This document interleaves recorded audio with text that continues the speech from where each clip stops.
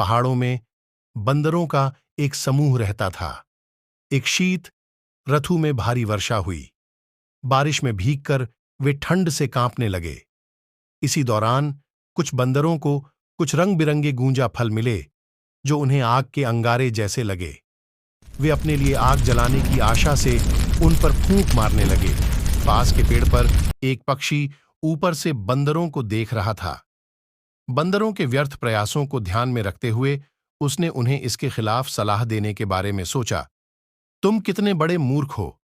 तुम आग के अंगारे नहीं बल्कि कुछ गूंजा फलों को खा रहे हो। तुम उनसे कभी भी आग नहीं बना पाओगे। आप जो कर रहे हैं वह समय की बर्बादी है। ये फल आपको ठंड से बचाने मदद नहीं करेंगे। इसके बजाय जाओ और कोई आश्रय ढूंढो। आपको एक गुफा या बिल मिल सकता है जहां आप बारिश और ठंड से सुरक्षित रहेंगे। बंदरों को उसकी सलाह पसंद नहीं आई। बूढ़े बंदरों में से एक ने कहा, जाओ अपने आप को मूर्ख बनाओ। तुम हमारे काम में हस्तक्षेप क्यों कर रहे हो? लेकिन पक्षी असहमत था।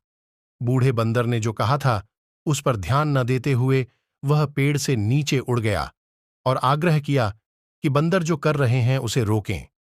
बंदर ने उसकी बकबक को नजरअंदाज कर दिया, लेकिन पक्षी ने रुकने से इनकार कर दिया। बंदरों को समझाने के प्रयास में पक्षी यह समझाने के लिए करीब आया कि उनके प्रयास बेकार थे। पहले से ही अपने व्यर्थ प्रयासों से निराश होकर बंदर क्रोधित हो गए। बंदरों में से एक ने पक्षी को पकड़ लिया और उसे जमीन पर पटक दिया। पक्षी गंभीर रूप से घायल हो गया। इसलिए हमें सिर्फ उसी को सलाह देनी चाहिए जो हमसे सलाह मांगे। अगर हम भी इस पक्षी की तरह किसी को भी सलाह देने लगेंगे तो फिर हमारी हालत भी इस पक्षी के जैसी ही होगी। आप सही हो या गलत, किंतु आप बात किससे कर रहे हो ये भी बहुत मायने रखता था। और बिन जरूरी अनजान लोगों को सलाह देना का कोई फायदा नहीं होता है। इसलिए आपके लिए बेहतर यही है कि आप अपने काम से काम रखें और दूसरों को सलाह देना बंद करें।